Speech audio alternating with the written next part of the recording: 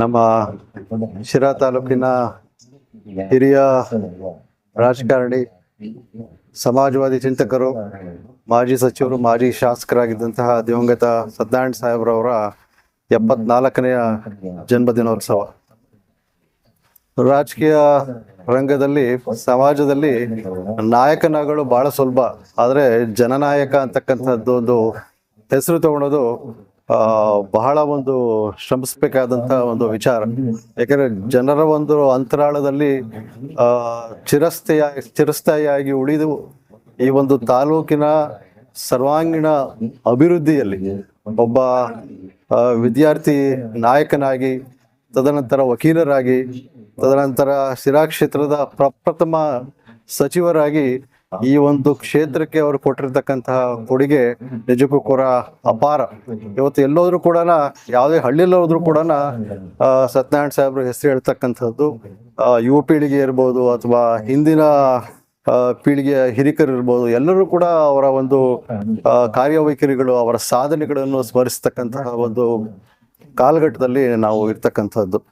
ಆ ಒಂದು ನಿಟ್ಟಿನಲ್ಲಿ, ಆ ಒಂದು ಹಂತದಲ್ಲಿ ನಾವೆಲ್ಲರಿಗೂ ತಲುಪಿದಾಗ ಮಾತ್ರ ಜನರು ನಮ್ಮ ನೆನಲಿಕ್ಕೆ ಸಾಧ್ಯ ಆಗ್ತದೆ. ಆ ನಿಟ್ಟಿನಲ್ಲಿ ಸತ್ಯನಾರಾಯಣ ಸಾಹೇಬರು ಅತ್ಯಂತ ಸರಳ ವಿರಳ ರಾಜಕಾರಣಿಯಾಗಿ ಈ ಒಂದು ಕ್ಷೇತ್ರದ ಸರ್ವೇ ಸಾಮಾನ್ಯ ಪ್ರಜೆನೂ ಕೂಡ, ವ್ಯಕ್ತಿನೂ ಕೂಡ ತನ್ನ ಸೋದರ ಸೋದರಿಯಂತೆ ಗುರುತಿಸ್ತಕ್ಕಂಥ ಒಂದು ಮನೋಭಾವ ಇಟ್ಕೊಂಡಿರೋದು ಸತ್ಯನಾರಾಯಣ ಸಾಹೇಬರು. ಇವತ್ತು ತಾಲೂಕಿನಲ್ಲಿ ಅನೇಕ ಅಭಿವೃದ್ಧಿ ಕಾರ್ಯಗಳಿಗೆ ಅವರು ಒಂದು ಕೊಡುಗೆ ಕೊಟ್ಟಿರ್ತಕ್ಕಂಥದ್ದು. ಅವರ ಜನ್ಮದಿನವಾದಂಥ ಇಂದು ಅವರ ಆದರ್ಶಗಳು, ಅವರ ಸಿದ್ಧಾಂತಗಳು, ಅವರ ಒಂದು ಸಮಾಜವಾದಿ ಹೋರಾಟಗಳು ಇವೆಲ್ಲವೂ ಕೂಡ ಸ್ಮರಿಸ್ಕೊಂಡು ನಾವು ಇಂದಿನ ಪೀಳಿಗೆ ಅದನ್ನು ಮಾದರಿಯಾಗಿ ತೆಗೆದುಕೊಂಡು ಹೋಗ್ತಕ್ಕಂತಹ ಒಂದು ದಿನ. ನೇರ ದಿಟ್ಟತನಕ್ಕೆ ಹೆಸರಾದಂಥವರು ಸತ್ಯನಾರಾಯಣ ಸಾಹೇಬ್ರು. ಇವತ್ತು ನಮ್ಮ ತಾಲೂಕಿನಲ್ಲಿ ಸಾಕಷ್ಟು ಜನ ಶಾಸಕರಾಗಿರ್ತಕ್ಕಂಥದ್ದು, ಎಲ್ಲರೂ ಕೂಡ ಬಹಳ ಸರಳ ವ್ಯಕ್ತಿತ್ವ ಇರ್ತಕ್ಕಂಥದ್ದು. ರಾಮೇಗೌಡರು ಸ್ವತಂತ್ರ ಹೋರಾಟಗಾರರು ಇರ್ಬೋದು, ಮೂಡ್ಲೇಗೌಡರು ಇರ್ಬೋದು, ನಮ್ಮ ತಂದೆಯವರು ಮೂಡ್ಲಿಗಿರಿಯಪ್ಪನವ್ರು ಇರ್ಬೋದು, ಎಲ್ಲರೂ ಕೂಡ ಅತ್ಯಂತ ಸರಳವಾಗಿ ಎಲ್ಲರ ಜೊತೆನೂ ಕೂಡ ಒಡನಾಟ ಇಟ್ಕೊಂಡು ಬೆರೆತು ಈ ತಾಲೂಕಿನ ಜನತೆಯೊಂದಿಗೆ ಬೆರೆತು ನಿಂತಹ ವ್ಯಕ್ತಿತ್ವ ಉಳ್ಳತಕ್ಕಂತಹ ನಾಯಕರಾಗಿದ್ದಂಥವ್ರು.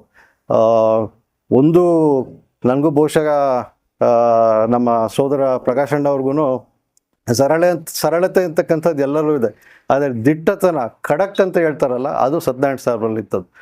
ಆ ಒಂದು ವ್ಯಕ್ತಿತ್ವ ನಿಜಕ್ಕೂ ಕೂಡ ಅನೇಕ ಸಂಗತಿಗಳಲ್ಲಿ ಅದು ನೆರವಾಗ್ತಿತ್ತು ಅವ್ರಿಗೆ.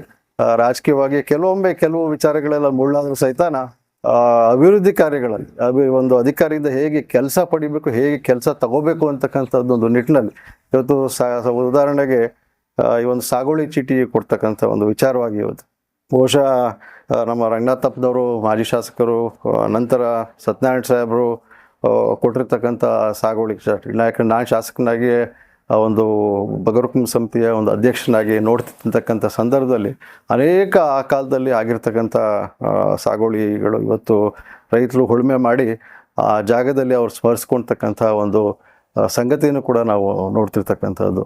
ಇವತ್ತು KSRTC ಬಸ್ ಸ್ಟ್ಯಾಂಡ್, ಬಸ್ ನಿಲ್ದಾಣ ಏನಿದೆ ಸಿರಾದಲ್ಲಿ, ಅದು ಅವರ ಕೊಡುಗೆ.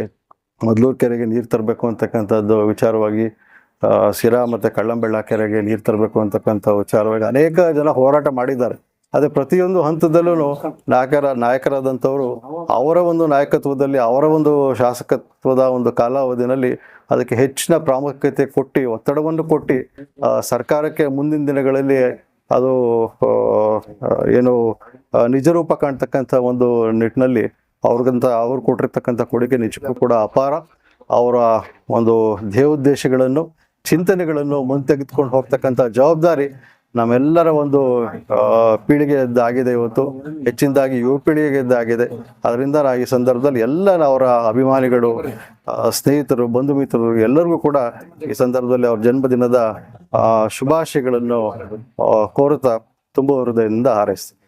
ನಾ ಏನೇನೋ ಮಾಡಿದೆ, ಬೆಳಗ್ಗೆ ರಾತ್ರಿ ಎಲ್ಲ ವಾಕ್ ಮಾಡಿದೆ, ಬೆಳಗ್ಗೆ ರಾತ್ರಿ ಎಲ್ಲ ಮೆಡಿಸನ್ ತಗೊಂಡೆ, ಆದ್ರೂ ನನ್ನ ದೇಹದಲ್ಲಿರೋ ಸಕ್ಕರೆ ಹತೋಟಿಗೆ ಬರ್ತಿಲ್ಲ ಅಂದ್ರೆ ಯಾಕ್ರಿ ಯೋಚನೆ ಮಾಡ್ತೀರಾ? ಚೀನಿ ಶುಗರ್ ಆಮ್ಲನ 3 ತಿಂಗಳು ನಿರಂತರವಾಗಿ ತಗೊಳ್ಳಿ, ನಿಮ್ಮ ದೇಹದಲ್ಲಿರೋ ಸಕ್ಕರೆ ಖಂಡಿತವಾಗ್ಲೂ ಹತೋಟಿಗೆ ಬರುತ್ತೆ. ಆಮೇಲೆ ನಾನೇ ಬಂದು ನಿಮ್ಮನ್ನು ಭೇಟಿ ಮಾಡ್ತೀನಿ. ನಿಮ್ಮ ಬಹುತೇಕ ಆರೋಗ್ಯ ಸಮಸ್ಯೆಗೆ ಗ್ಯಾಸ್ಟ್ರಿಕ್ ಕಾರಣ. ಗ್ಯಾಸ್ಟ್ರಿಕ್ ನಿಂದ ಮುಕ್ತಿ ಹೊಂದಿದ್ರೆ ನೀವು ಆರೋಗ್ಯವಾಗಿರ್ತೀರಾ. ಪ್ರತಿದಿನ ಜೀನಿ ಗ್ಯಾಸ್ಟ್ರಿಕ್ ರಿಲೀಫ್ ಸೇವಿಸಿ. ಇದು ಗ್ಯಾಸ್ಟ್ರಿಕ್ಗೆ ಉತ್ತಮ ಆಹಾರ. ಜೀನಿ ಗ್ಯಾಸ್ಟ್ರಿಕ್ ರಿಲೀಫ್ ಎಲ್ಲಾ ಮೆಡಿಕಲ್ ಶಾಪ್ಗಳು ಹಾಗೂ ದಿನಸಿ ಅಂಗಡಿಗಳಲ್ಲಿ ಲಭ್ಯ.